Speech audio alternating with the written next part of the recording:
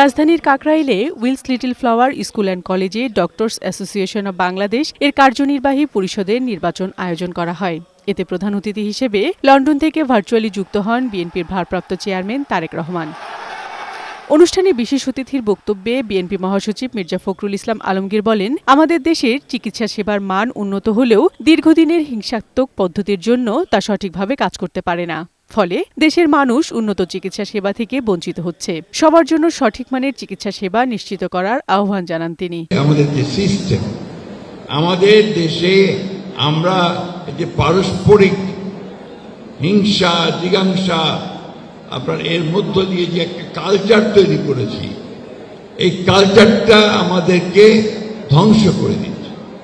এ সময় বিএনপির ভারপ্রাপ্ত চেয়ারম্যান তারেক রহমান বলেন, ৫ আগস্টের পর বিএনপিকে নিয়ে দেশের মানুষের ভেতরে ভালো কিছু পরিবর্তনের প্রত্যাশা তৈরি হয়েছে। বিএনপি সকলের সহযোগিতায় গণতান্ত্রিক বাংলাদেশ গড়ে তোলার কাজ করছে বলেও জানান তিনি। ৫ তারিখে বাংলাদেশের মানুষ হঠাৎ করে বুক ভরে শ্বাস নিতে পেরেছে। ৫ তারিখে সমগ্র জাতি, সমগ্র বাংলাদেশের মানুষ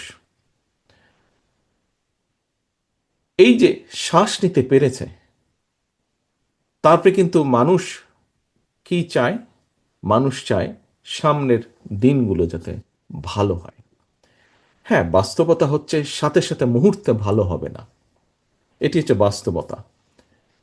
কিন্তু উদ্যোগ তো গ্রহণ করতে হবে, উদ্যোগ তো চেষ্টা করতে হবে, উদ্যোগ নিতে হবে।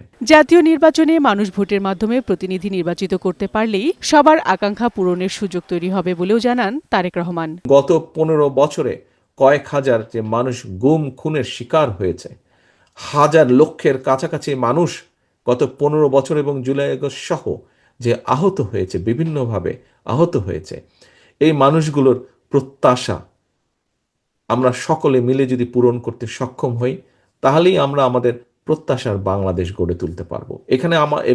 এখানে আমাদের প্রত্যেকটি মানুষকে একটু করে হলেও কন্ট্রিবিউট করতে হবে এবং আমরা সেটা পারবো। শুধু সরকার বা রাজনৈতিক দলের পক্ষে সব ভালো কিছু করা সম্ভব নয়। এজন্য দেশবাসীকে উদ্যোগী হবার আহ্বান জানান তারেক রহমান। বিউটি সমাদ্দার, বৈশাখী সংবাদ, ঢাকা।